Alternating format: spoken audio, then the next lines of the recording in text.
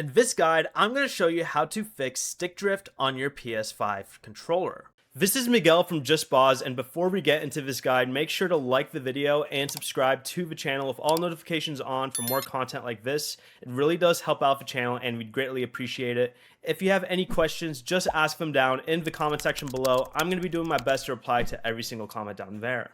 First, test the controller in another game.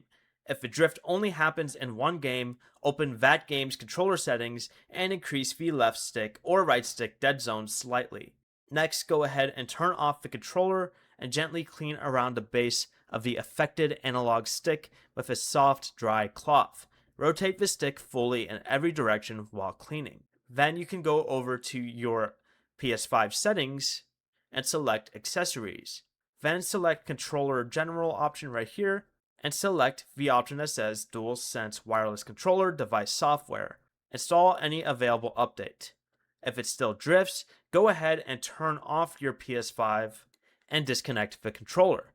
Use a pin to hold the reset button inside the small hole next to the Sony logo on the back for at least 5 seconds and reconnect it with a USB cable and press the PlayStation button.